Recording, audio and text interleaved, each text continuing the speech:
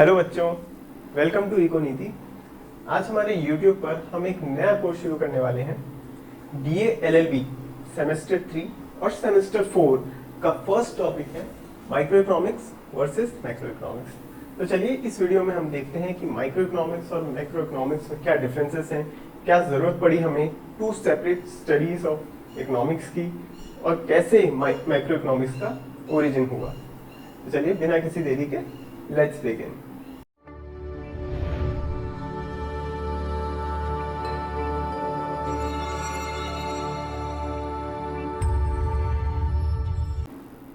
Welcome back students. तो चलिए शुरू करते हैं एक सवाल के साथ। Why do we study economics? Why do we study economics? क्या होता है इकोनॉमिक्स पढ़ने से? क्या आपके नॉलेज में वैल्यू एडिशन होता है इकोनॉमिक्स पढ़ने से? और आप तो लॉ के स्टूडेंट्स हो, अक्सर लॉ के स्टूडेंट्स का एक सवाल रहता है कि हम लोग इकोनॉमिक्स क्यों पढ़ रहे हैं, BA LLB में इकोनॉमिक्स का सिग्निफिकेंस क्या है? तो देखिए, इकोनॉमिक्स पढ़ने से और कुछ हो ना हो, आपकी जिंदगी जीने का एक नजरिया बदल जाता है। हमारी डे टू डे लाइफ में ऐसी बहुत सारी चीजें होती है जो हम इग्नोर कर देते हैं, लेकिन इकोनॉमिक्स पढ़ने के बाद हम उन चीजों को समझने लगते हैं और उन्हें देखने लगते हैं, वो चीजें हमें नजर आने लग जाती है। मान लीजिए ये एक छोटी सी बच्ची है, हंसती हुई छोटी सी बच्ची। ये अपने पापा के साथ एक मेले में गई है।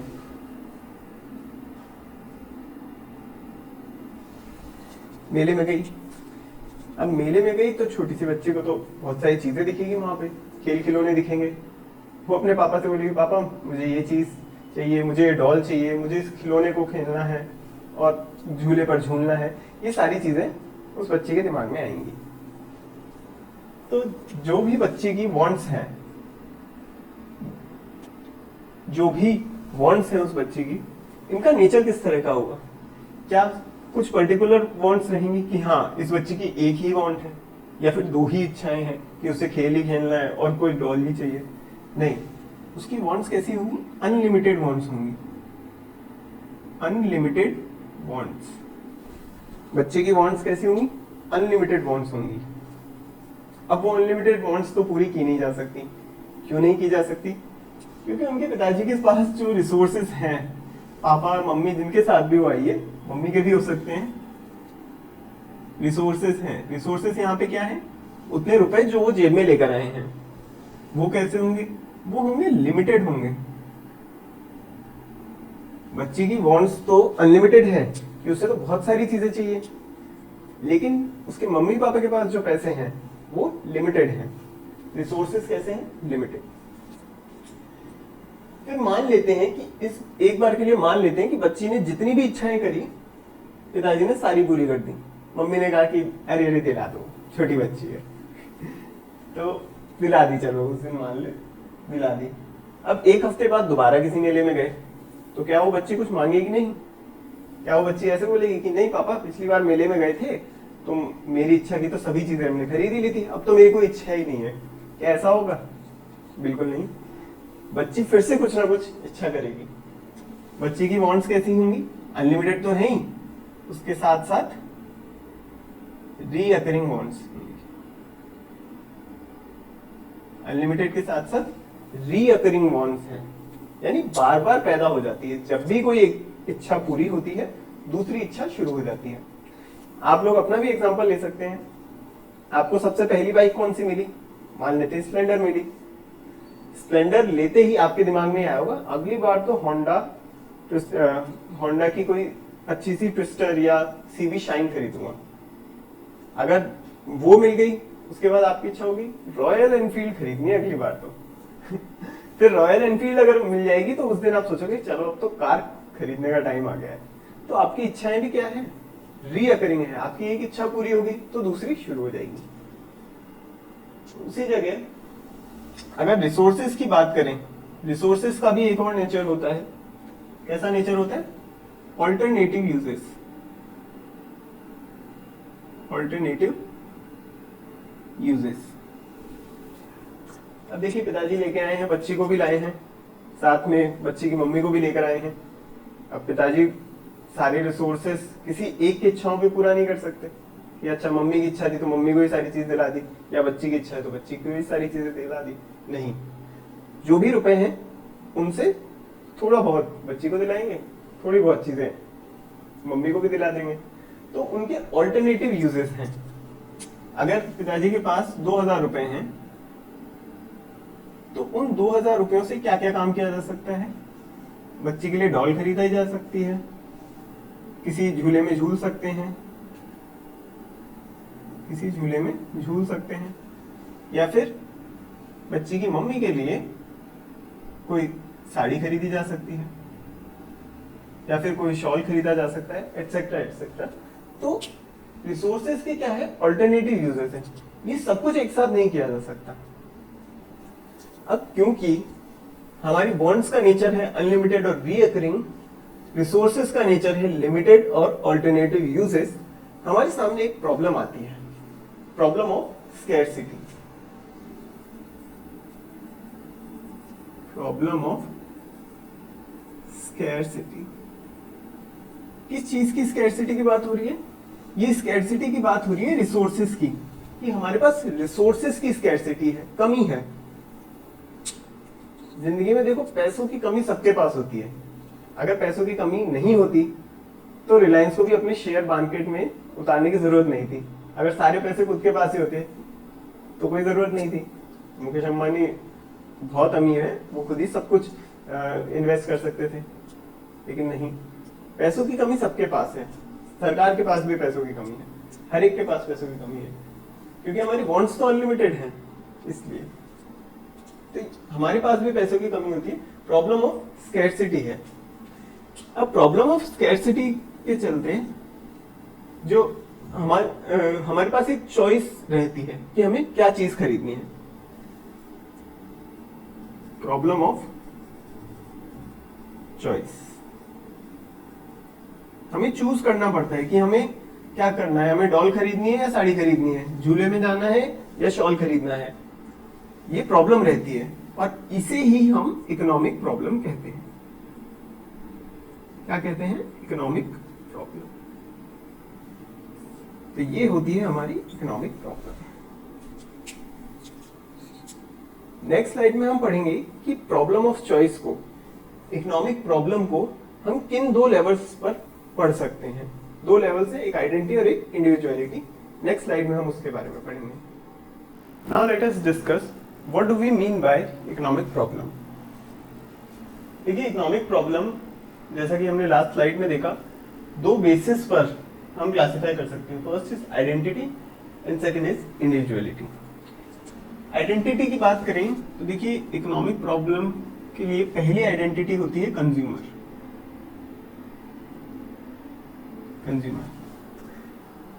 कंज्यूमर की इकोनॉमिक प्रॉब्लम समझिए। कंज्यूमर हमेशा अपनी गिवन इनकम में मैक्सिमम सेटिस्फेक्शन चाहता है। क्या मतलब हुआ इस चीज का? मान लीजिए आप मैगी खा रहे हैं। अब मैगी खाने के ना 3 स्टेप्स होते हैं। पहले स्टेप में आप फोक लेंगे और मैगी के सभी नूडल्स खा जाएंगे। फिर आप एक स्पून यूज करेंगे और मैगी में जो थोड़ा बहुत पानी रहता है उसे खत्म करेंगे। तीसरा स्टेप जो है वो आप मुझे कमेंट करके बताइए। तो हम ऐसा क्यों करते हैं? जिससे कि हमारा सेटिस्फेक्शन मैक्सिमाइज हो सके, मैक्सिमम सेटिस्फेक्शन हम एज ए कंज्यूमर अटेन कर सकें। इसी तरीके से मान लीजिए आप सरस की कोई लस्सी पी रहे हैं, लस्सी या छाछ कुछ भी, वो पी रहे हैं। उसमें स्ट्रॉ डाल के आप तब तक पिएंगे जब तक उसमें आवाज ना आए। अगर आपने उसको फेंक दिया तो आपका सेटिस्फेक्शन कम रह जाएगा। जब तक आवाज ना आए, जब तक पूरी खत्म ना हो जाए, तब तक आप उसे पिएंगे। तो कंज्यूमर का गोल क्या रहता है? कंज्यूमर की इकोनॉमिक प्रॉब्लम क्या रहती है? To attain maximum satisfaction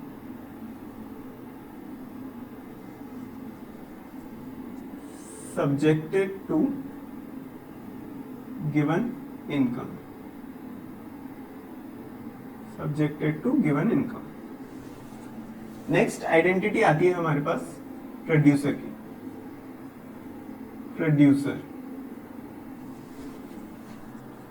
producer का गोल क्या रहता है, क्या इकोनॉमिक प्रॉब्लम रहती है प्रोड्यूसर की? प्रोड्यूसर को हमेशा अपना प्रॉफिट मैक्सिमाइज करना होता है गिवन हिज कॉस्ट। मान लीजिए अगर आप प्रोड्यूसर हैं, आपके पास दो तरह की आइसक्रीम्स रखी हुई है, हैवमोर की आइसक्रीम और वाडीलाल की आइसक्रीम। आपको पता है कि हैवमोर की आइसक्रीम पे आपको ज्यादा बेनिफिट है, प्रॉफिट ज्यादा है। अब अगर कोई आपके पास आता है कि भैया वाडीलाल की आइसक्रीम दे दो, तो आप उसे सीधे सीधे देंगे? नहीं देंगे। आप बोलेंगे कि भैया वाडीलाल की आइसक्रीम जो है थोड़ी बाहर छूट गई थी, थोड़ी सी पिघली भी है, देऊं? बोले नहीं नहीं भैया, पिघली हुई आइसक्रीम खा के क्या करेंगे, आप तो एक काम करो हैवमोर की आइसक्रीम दे दो। तो आप चाहते हैं कि आपका मैक्सिमम प्रॉफिट हो। तो प्रोड्यूसर की क्या रही economic problem? To maximise profit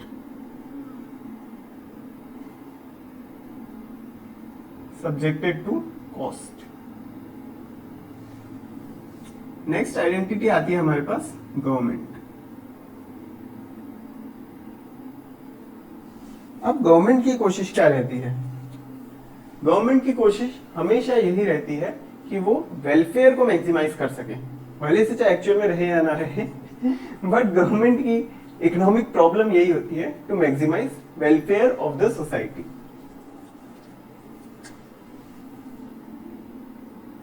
maximise welfare subjected to its resources. Government के पास जो भी रिसोर्सेज हैं उन सभी का यूज करते हुए गवर्नमेंट हमेशा वेलफेयर को मैक्सिमाइज करना चाहती है। अब इंडिविजुअलिटी की बात करें तो फर्स्ट कैटेगरी है माइक्रो इकोनॉमिक्स।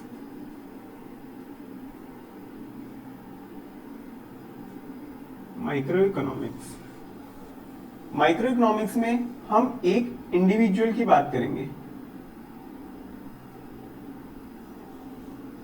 वन इंडिविजुअल, अब वो भले ही इंडिविजुअल कंज्यूमर हो या इंडिविजुअल प्रोड्यूसर हो, इंडिविजुअल हाउस होल्ड हो, फर्म हो, इंडस्ट्री हो,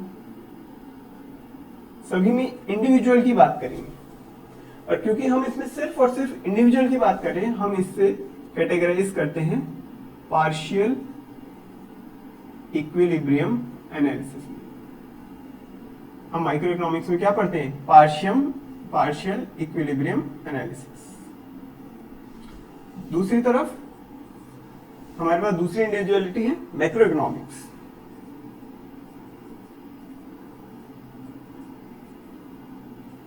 मैक्रो इकोनॉमिक्स, अब मैक्रो इकोनॉमिक्स में जो हम इकोनॉमिक प्रॉब्लम पढ़ते हैं वो किसकी होती है? Economic problem. पूरी इकोनॉमी की स्टडी होती है। जैसे कि माइक्रो इकोनॉमिक्स में individual consumer, individual producer, house hold, firm या फिर इंडस्ट्री की बात करते हैं। मैक्रो इकोनॉमिक्स में हम नेशनल इनकम की बात कर रहे हैं। नेशनल इनकम, पूरी कंट्री की इनकम की बात कर रहे हैं, पूरी इकोनॉमी की इनकम की बात कर रहे हैं। इसी तरीके से मैक्रो इकोनॉमिक्स में हम एम्प्लॉयमेंट पढ़ेंगे, पूरी कंट्री में क्या एम्प्लॉयमेंट है। और हम इसमें इसी तरह से बैलेंस ऑफ पेमेंट्स भी पढ़ेंगे, जो आगे आने वाले कुछ यूनिट्स में है आपके। Balance of payments, money supply, तो पूरे कंट्री में सबके पास कितने रुपए हैं, सबको ऐड करके मनी सप्लाई होती है। ऐसी बहुत सारी चीजें हैं। बेसिकली माइक्रो इकोनॉमिक्स में हम सिर्फ एक इंडिविजुअल की बात करेंगे और मैक्रो इकोनॉमिक्स में हम पूरी इकोनॉमी की बात करेंगे।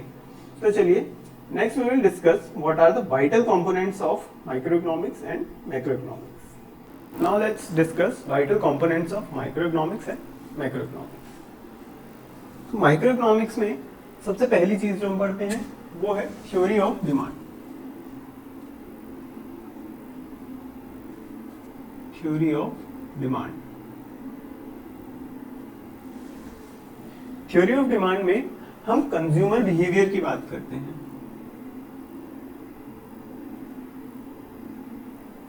जो हमने अभी बात करी ना कि कंज्यूमर क्या चाहता है, हमेशा अपना सेटिस्फेक्शन मैक्सिमाइज करना चाहता है गिवन हिज इनकम। उस चीज को हम थ्योरी ऑफ डिमांड कहते हैं। थ्योरी ऑफ डिमांड में हम कंज्यूमर बिहेवियर को ही स्टडी करते हैं। नेक्स्ट चीज है theory of supply. Theory of supply में हम प्रोड्यूसर बिहेवियर को स्टडी करते हैं। Producer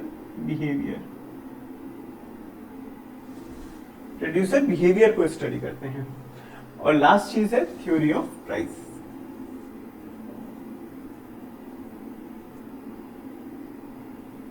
theory of price. अब थ्योरी ऑफ प्राइस में क्या पढ़ेंगे? हमने देखा कंज्यूमर क्या चाहता है, 150 रुपया देगा, और प्रोड्यूसर क्या चाहता है, 20 लाख रुपए। तो इक्विलिब्रियम कहाँ आएगा? जहां इक्विलिब्रियम आता है कि एक चीज के कितने प्राइस मार्केट में रहने चाहिए, किस प्राइस पर कोई चीज मार्केट में सेल होनी चाहिए, वो हम थ्योरी ऑफ प्राइस में पढ़ेंगे, जिसमें हम डिमांड और सप्लाई का एनालिसिस करते हैं। उससे हमें एक इक्विलिब्रियम प्राइस मिलती है मार्केट में। इक्विलिब्रियम प्राइस का मतलब जहां पे डिमांड और सप्लाई मिल जाते हैं, डिमांड और सप्लाई दोनों बराबर होते हैं, उस पे हमें एक इक्विलिब्रियम प्राइस मिलती है और वो प्राइस मार्केट में सस्टेन करती है। जैसे पार्ले जी का बिस्किट जो है 10 रुपए का आता है, अगर वही बिस्किट 100 रुपए का मिलने लगे तो कोई नहीं खरीदेगा। तो मार्केट में पार्ले जी का प्राइस 10 रुपए इसलिए है क्योंकि वहां पे डिमांड और सप्लाई मैच करती है। अब देखिए, इसमें सभी में इंडिविजुअल की बात हो रही है, तो इसमें माइक्रो इकोनॉमिक्स को हम क्या नाम दे रहे हैं? Partial equilibrium analysis. Partial equilibrium analysis. अब देखिए, यहाँ पे कंज्यूमर भी आ गया, प्रोड्यूसर भी आ गया, प्राइस थ्योरी भी आ गई, तो फिर क्या जरूरत पड़ी अलग से मैक्रो इकोनॉमिक्स की? क्यों ना हम मैक्रो इकोनॉमिक्स को ये कंसिडर कर लें कि macro economics is nothing but extension of micro economics. Extension of micro economics, कि ऐसा मान ले कि जो चीज एक इंडिविजुअल के लिए सही होगी वही पूरी कंट्री के लिए सही होगी। जैसे कि अगर आप मेरी इनकम और डॉक्टर विकास दिव्य कीर्ति की इनकम कंपेयर करेंगे तो आपको उनकी इनकम ज्यादा मिलेगी। तो उसी तरीके से आप कह सकते हैं कि वो मेरे से ज्यादा रिच हैं। और अगर ऐसा ही सेम कंपैरिजन हम इंडिया और यूएसए की इनकम में करें तो आप कह सकते हैं कि USA is richer than India. तो जो इंडिविजुअल के लिए एनालिसिस सही है, वैसा ही एनालिसिस पूरी कंट्री के लिए भी सही है। तो हमने मान लिया कि मैक्रो इकोनॉमिक्स क्या है? Extension of micro economics. लेकिन ये वाली चीज ना, ऐसी मान्यता सिर्फ 1929 तक ही टिकी। अब सवाल आता है कि 1929 में, 1929 में आखिर ऐसी क्या घटना घटी कि ये वाला बिलीफ हमने छोड़ दिया, गलत साबित हो गई ये बात। इस बात को हमने खारिज किया और हमने ये समझ में आया कि मैक्रो इकोनॉमिक्स अपने आप में एक सेपरेट स्टडी होनी चाहिए, इसके अपने प्रिंसिपल्स होने चाहिए जो माइक्रो इकोनॉमिक्स से अलग होंगे। तो नेक्स्ट स्लाइड में हम पढ़ेंगे कि 1929 में आखिर ऐसा क्या हुआ कि हमें मैक्रो इकोनॉमिक्स की एक सेपरेट स्टडी बनानी पड़ी। तो बात करते हैं 1929 की। 1929 में यूएस इकोनॉमी के लिए आज तक का सबसे बुरा दौर था। 1929 में जो मंदी यूएसए में आई उसका हमने नाम दे रखा है ग्रेट डिप्रेशन। ग्रेट डिप्रेशन नाम से ही पता चलता है काफी ग्रेट था ये डिप्रेशन। डिप्रेशन से हमारा यहाँ मतलब है मंदी। तो मंदी आई वो इतनी खतरनाक थी कि उसके परिणाम बहुत बुरे थे। ये आई थी 1929 में और कब तक थी? 1933 तक। इसके क्या परिणाम रहे? एक तो जीडीपी ग्रोथ काफी कम हो गई, जीडीपी ग्रोथ बहुत कम हो गई। 1929 में ये जीडीपी ग्रोथ $104 बिलियन थी। जो कि 1933 में सिर्फ 57 बिलियन रह गई। 1929 में ये जीडीपी 104 बिलियन थी और 1933 में घटते घटते 57 बिलियन डॉलर तक आ गई। इसी तरीके से जो अनएम्प्लॉयमेंट था इकोनॉमी में, अनएम्प्लॉयमेंट, ये मैंने शॉर्ट में अनएम्प्लॉयमेंट लिखा है, इसको एग्जाम में कॉपी नहीं करना है, एग्जाम में आपको पूरा लिखना है, ये तो एग्जामिनर सारे काट के 0 नंबर दे देगा। तो देखिए अनएम्प्लॉयमेंट जो कि 3% हुआ करता था, इंक्रीज होके 25% तक आ गया। अब हम लोगों ने ये सोचा कि अगर इकोनॉमी में इस तरह की बड़ी चीजें हो रही है तो कहीं ना कहीं हमारी इकोनॉमिक्स के जो कॉन्सेप्ट हैं उनमें कुछ ना कुछ समस्या है। इसको सबसे पहली बार पॉइंट आउट किया था जॉन मेनार्ड कीन्स ने।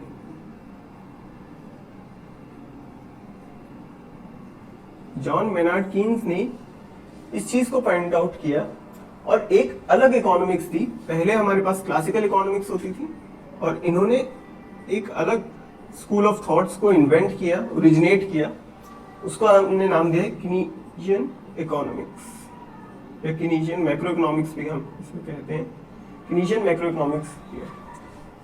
इस बात का आधार ये था कि अभी तक हमने जो चीजें मानी है, जिस तरह की चीजें मानी है कि इकोनॉमिक्स कॉन्सेप्ट किस तरीके से होते हैं, हमने माना मैक्रो इकोनॉमिक्स को extension of micro economics.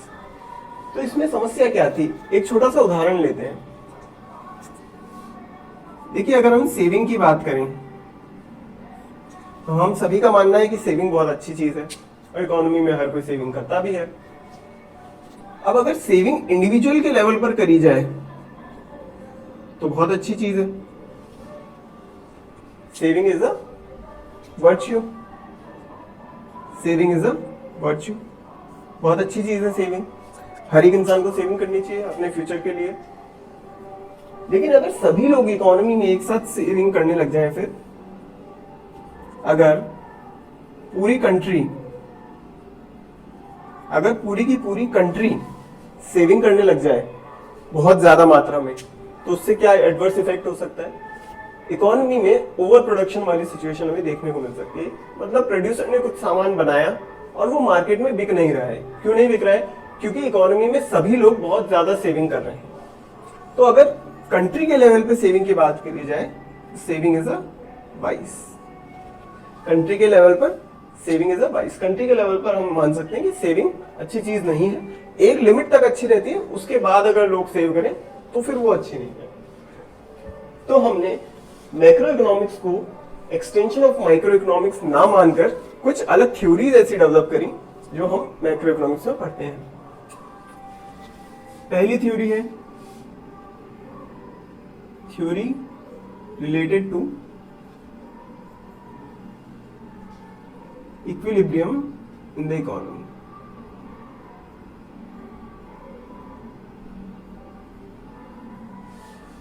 Theory related to equilibrium in the economy. इसमें हम एग्रीगेट सप्लाई और एग्रीगेट डिमांड, इसकी थ्योरीज पढ़ते हैं। Aggregate supply is equal to aggregate demand. ये थ्योरी क्या होती है, क्या चीज होती है, ये हम आगे पढ़ेंगे। इस पॉइंट पर आप ये समझिए कि बस इकोनॉमी में इक्विलिब्रियम की बात करते हैं। एग्रीगेट सप्लाई से हमारा मतलब है इकोनॉमी में जितनी भी सप्लाई है, सभी गुड्स की, हर एक मार्केट की सप्लाई को हमने ऐड किया तो हमारे पास एग्रीगेट सप्लाई आया।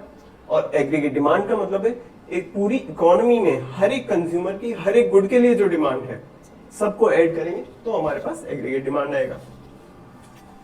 नेक्स्ट आता है इन्फ्लेशन एंड डिफ्लेशन।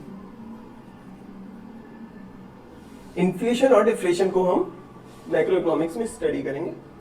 इन्फ्लेशन मतलब महंगाई और डिफ्लेशन मतलब जब इकोनॉमी में मंदी का समय चल रहा हो, उसे हम डिफ्लेशन से डिनोट करते हैं। तीसरी चीज, हम मैक्रो इकोनॉमिक्स में कुछ पॉलिसीज के बारे में पढ़ेंगे। मॉनेटरी पॉलिसीज,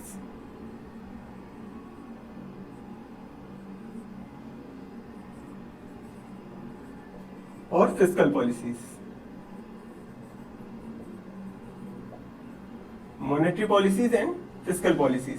देखिए मॉनेटरी पॉलिसीज वो पॉलिसीज हैं जो मॉनेटरी अथॉरिटी लेकर आती है। जो इंडिया में मॉनेटरी अथॉरिटी हो जाती है RBI, central bank of India, RBI.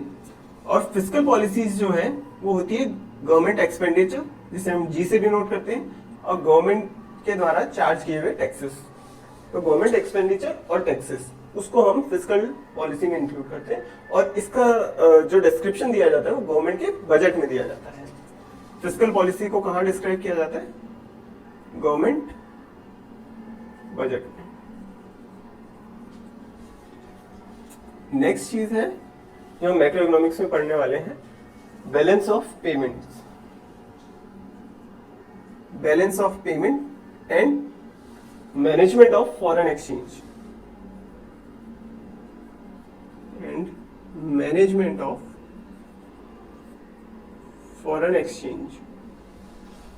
Balance of payment and management of foreign exchange. Foreign exchange को हम शॉर्ट में फॉरेक्स कहते हैं। ये भी हम मैक्रो इकोनॉमिक्स में पढ़ने वाले हैं। आपकी फोर्थ यूनिट जो है, फोर्थ और फिफ्थ यूनिट, उसमें हम इसी की बात करेंगे। फिर लास्ट चीज जो हम मैक्रो इकोनॉमिक्स में पढ़ते हैं, तो देखिए ये जो सभी चीजें हैं ये पूरी इकोनॉमी की बात कर रहे हैं, किसी एक पर्टिकुलर इंडस्ट्री की बात नहीं कर रहे। जैसे माइक्रो इकोनॉमिक्स में हम डिमांड और सप्लाई की जो बात कर रहे थे परफेक्ट कंपटीशन में, वो पर्टिकुलर इंडस्ट्री से रिलेटेड थी, पर्टिकुलर गुड से रिलेटेड थी। ये सभी चीजों से रिलेटेड है, इसलिए हम मैक्रो इकोनॉमिक्स को जनरल इक्विलिब्रियम एनालिसिस कहते हैं।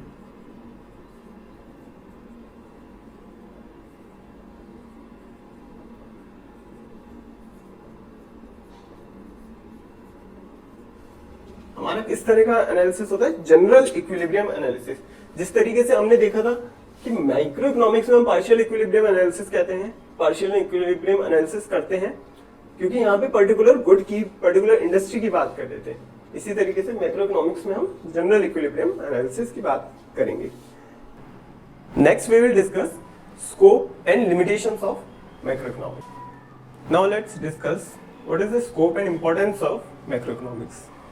तो देखिए मैक्रो इकोनॉमिक्स में हम पूरी इकोनॉमी की स्टडी करते हैं, एक इंडिविजुअल की स्टडी तो नहीं करते। तो इसी से रिलेटेड अगर हम एक इकोनॉमी की स्टडी कर रहे हैं तो इकोनॉमी के अलग अलग पैरामीटर्स को एनालाइज करेंगे। जैसे अनएम्प्लॉयमेंट, अगर किसी देश में अनएम्प्लॉयमेंट बहुत ज्यादा बढ़ गया है, जैसे हाल फिलहाल पाकिस्तान में अनएम्प्लॉयमेंट काफी ज्यादा है, तो हम ये पता लगा सकते हैं कि इस इकोनॉमी की वर्किंग सही नहीं है, कुछ समस्या है यहाँ पे। कोविड-19 के टाइम प्रोडक्शन बहुत कम हो गया था, तो कोविड-19 के टाइम जो वर्ल्ड की जो मेजर इकोनॉमीज थी वो काफी अफेक्टेड थी, और छोटी इकोनॉमीज में जो इनकम थी वो कम होने की वजह से लोग एसेंशियल चीजें भी नहीं खरीद पा रहे थे। इस तरह की चीजें हमें देखने को मिली। तो एक इकोनॉमी की वर्किंग कैसी है वो हम मैक्रो इकोनॉमिक्स में पढ़ते हैं।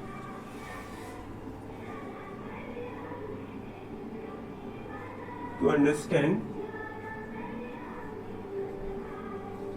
The working of an economy, to understand the working of an economy, ये इसकी पहली इंपॉर्टेंस है। देखिए अगर इस तरह की कुछ समस्याएं आती है, जिस तरह जो मैंने बताया, अनएम्प्लॉयमेंट है, इनकम कम हो जाए या प्रोडक्शन कम हो जाए, तो इस तरह की जो इकोनॉमीज है, इस तरह की जो इकोनॉमिक प्रॉब्लम्स हैं, उनको सॉल्व करने के लिए हमारे पास अलग अलग तरह की इकोनॉमिक पॉलिसीज भी हैं। इस पॉलिसीज में जैसे अभी हमने देखा मॉनेटरी पॉलिसी और फिस्कल पॉलिसी में एक चीज हमने देखी कि जो मॉनेटरी अथॉरिटी लेकर आ रही है वो मॉनेटरी पॉलिसी है, और जो गवर्नमेंट लेकर आ रही है वो फिस्कल पॉलिसीज है। इसी तरीके से कुछ और भी पॉलिसीज हो सकती हैं जो गवर्नमेंट लेकर आ रही है, जैसे पॉपुलेशन पॉलिसीज हैं, लैंड रिफॉर्म्स हैं। ये सभी पॉलिसीज इकोनॉमिक पॉलिसीज हैं। दूसरी चीज, मैक्रो इकोनॉमिक्स में हम इकोनॉमिक पॉलिसीज के बारे में भी पढ़ते हैं।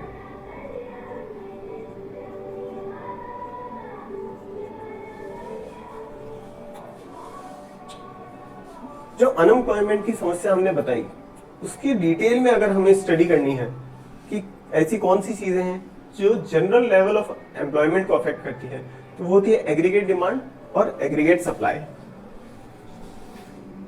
देखिए एग्रीगेट डिमांड और एग्रीगेट सप्लाई। अगर हम ये मान लें कि एग्रीगेट डिमांड जो है वो बहुत कम है और एग्रीगेट सप्लाई ज्यादा है, उसके चलते हमें क्या देखने को मिलेगी, अनएम्प्लॉयमेंट प्रॉब्लम हमें देखने को मिल सकती है।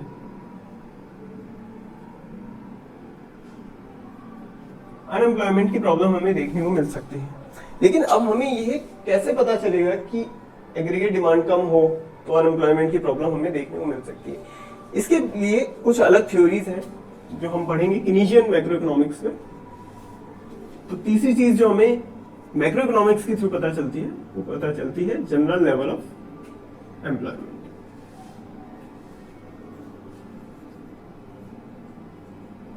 General level of employment.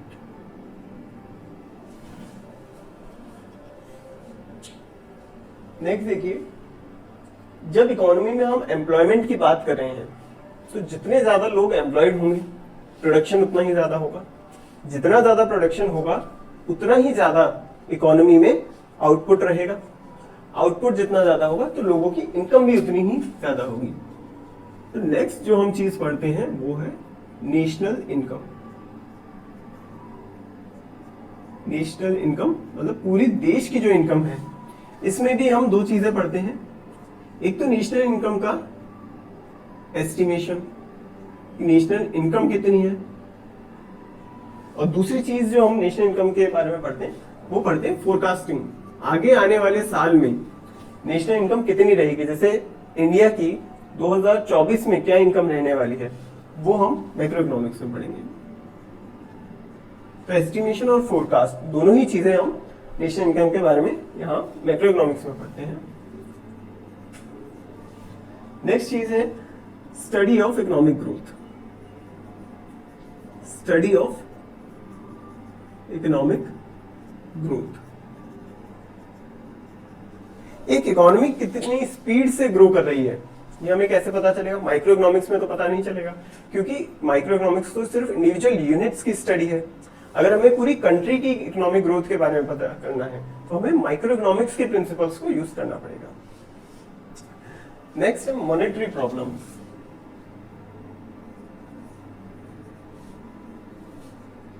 Monetary problems जो हम मैक्रो इकोनॉमिक्स में पढ़ेंगे।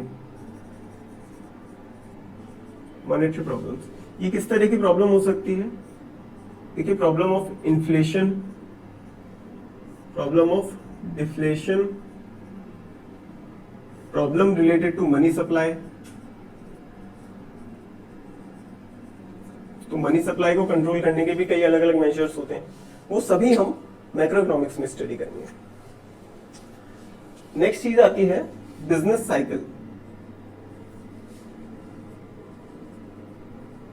बिजनेस साइकिल, बिजनेस साइकिल की थ्योरीज आपके 4th यूनिट का पार्ट है, बट अगर हम शॉर्ट में समझना चाहें, एक ओवरव्यू लेना चाहें, तो आप ये ग्राफ को समझिए। देखिए, एक्स एक्सिस पर हम ले रहे हैं टाइम, वाई एक्सिस पर हम लेते हैं इकोनॉमिक ग्रोथ।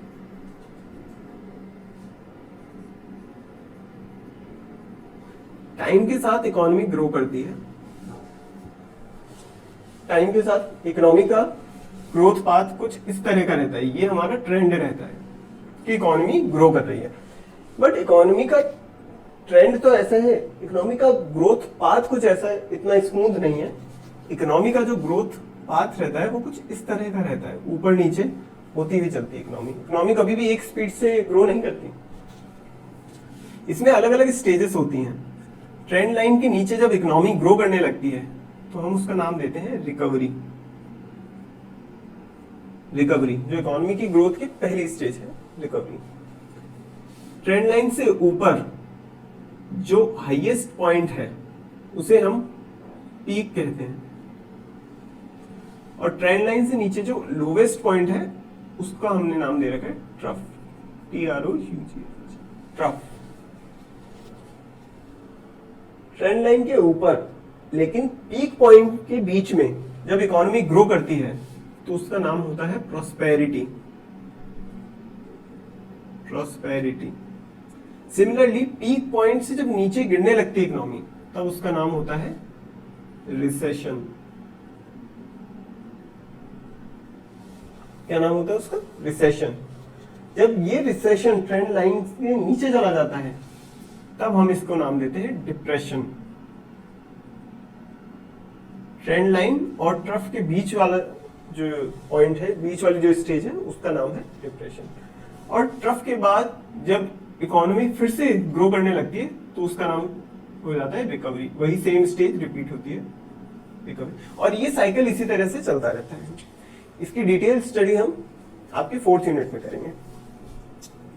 नेक्स्ट पॉइंट आता है for understanding the behaviour of individual units. For understanding the behavior of individual units।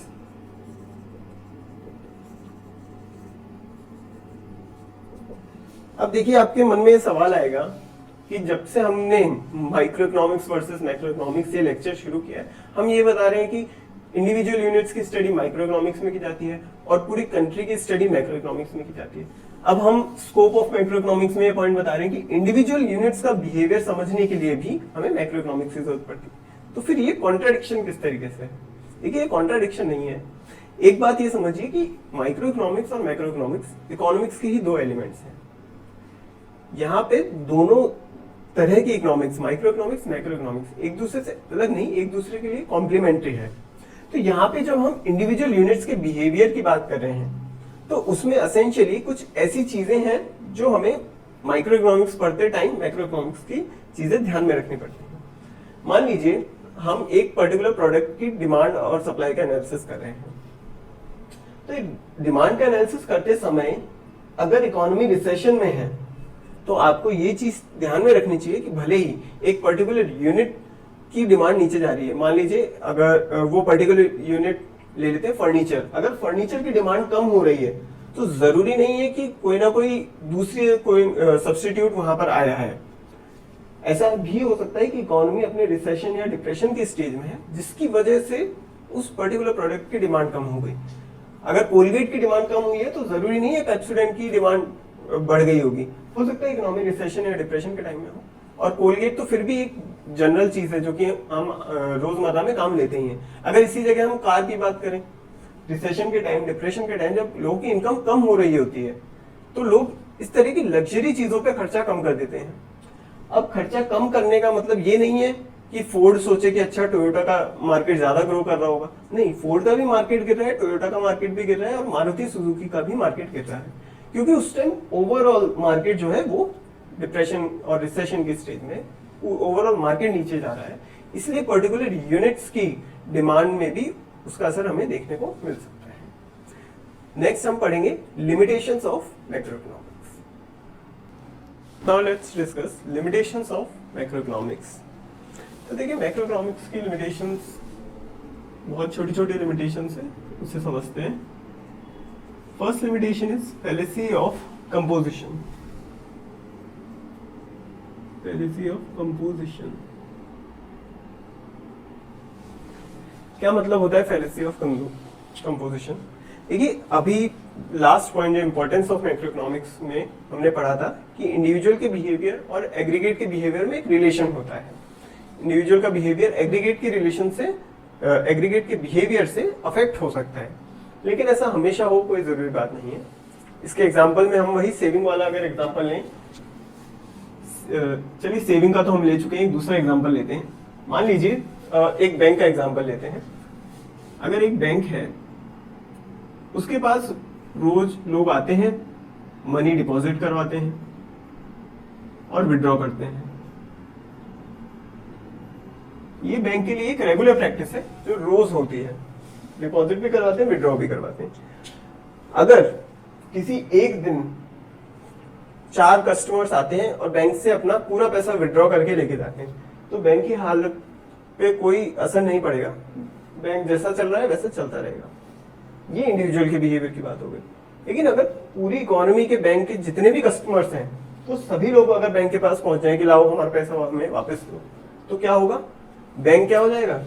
Bank हो जाएगा बैंक करप्ट। बैंक हो जाएगा बैंक करप्ट।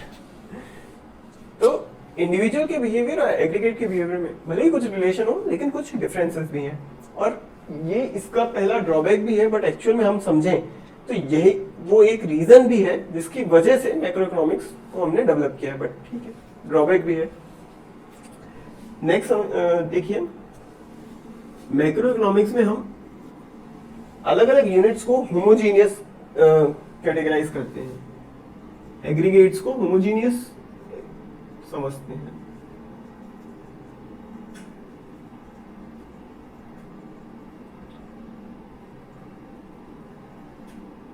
एग्रीगेट्स को हम होमोजीनियस यूनिट समझते हैं, बट ऐसा कोई जरूरी नहीं है। जैसे अगर हम मैक्रो इकोनॉमिक्स में किसी मॉडल को स्टडी करेंगे तो वहां पे हम एक रिप्रेजेंटेटिव हाउस होल्ड लेंगे, और हमारी ये अजम्पशन रहेगी कि ये हाउस होल्ड उस इकोनॉमी में जितने भी हाउस होल्ड है सभी को रिप्रेजेंट करता है, बट ये चीज तो बिल्कुल भी पॉसिबल नहीं है। आपका कंजम्पशन बिहेवियर और आपके पड़ोसी का कंजम्पशन बिहेवियर काफी अलग होगा। आपकी इनकम और किसी कॉर्पोरेट हाउस, मान लीजिए रतन टाटा है जैसे, उनके घर की इनकम में बहुत डिफरेंस होगा। तो देखिए, अलग अलग हाउस होल्ड्स का नेचर अलग अलग होता है, बट मैक्रो इकोनॉमिक्स में अगर हम किसी मॉडल को स्टडी कर रहे हैं तो हमें एक रिप्रेजेंटेटिव हाउस होल्ड लेना पड़ता है, तो ये उसका एक ड्रॉबैक है। Next, aggregate may not be important. Aggregate may not be important. May not be important. अब ऐसा क्यों? मान लीजिए कोई कंट्री है जहां पर नेशनल इनकम ग्रो कर रही है, but per capita income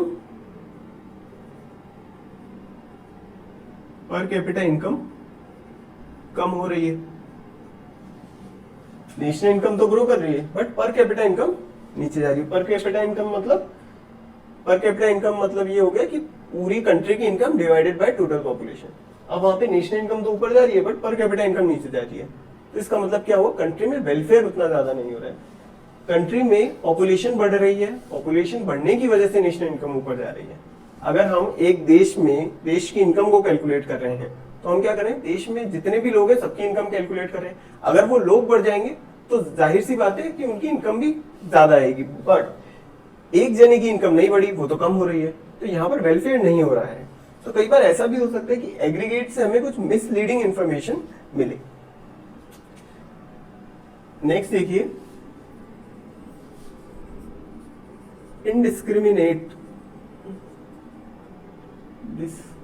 indiscriminate use of macroeconomics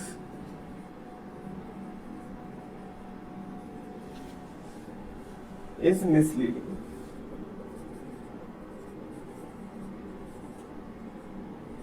Indiscriminate use of macroeconomics is misleading. ऐसा हम क्यों कह रहे हैं? देखिए, अगर फुल एम्प्लॉयमेंट की कोई पॉलिसी है, वो हम किसी देश में लगा रहे हैं, फुल एम्प्लॉयमेंट एस्टेब्लिश करना चाह रहे हैं, और किसी देश में एम्प्लॉयमेंट जनरेशन पॉलिसीज हम लेकर आए हैं, बट उस कंट्री में स्ट्रक्चरल अनएम्प्लॉयमेंट बहुत ज्यादा हो रखा है। स्ट्रक्चरल अनएम्प्लॉयमेंट बहुत ज्यादा है। अब ये स्ट्रक्चरल अनएम्प्लॉयमेंट क्या है? इकोनॉमी में जो स्ट्रक्चरल चेंजेस आते हैं उसकी वजह से होने वाला अनएम्प्लॉयमेंट। मान लीजिए, अगर इकोनॉमी में कोई टेक्नोलॉजी आई है, नई टेक्नोलॉजी आई है, लेट्स सपोज इंडियन इकोनॉमी में 1990 से पहले कंप्यूटर्स नहीं थे। अब 1990s के बाद कंप्यूटर्स का इंट्रोडक्शन हुआ इकोनॉमी में, और उस कंप्यूटर की वजह से कुछ लोगों की जॉब जाएगी भी, लेकिन टेक्नोलॉजिकल प्रोग्रेस भी है जो कि जरूरी भी है इकोनॉमी की ओवरऑल ग्रोथ के लिए। तो अब इंडिविजुअल के बिहेवियर से आप देखेंगे तो जो कंप्यूटर आया है, जिनकी जॉब गई है, उनके लिए बुरा है, लेकिन पूरी इकोनॉमी की ओवरऑल ग्रोथ के लिए ये जरूरी भी है कि हम कंप्यूटर को इंट्रोड्यूस करें। तो अगर आप सिर्फ इनडिस्क्रिमिनेट यूज करते हैं मैक्रो इकोनॉमिक्स का कि नहीं, एम्प्लॉयमेंट बढ़ाने के लिए हम अगर कंप्यूटर को ही हटा दें इकोनॉमी से, तो वो काफी मिसलीडिंग प्रैक्टिस होगी। नेक्स्ट देखिए, स्टैटिस्टिकल and conceptual difficulties.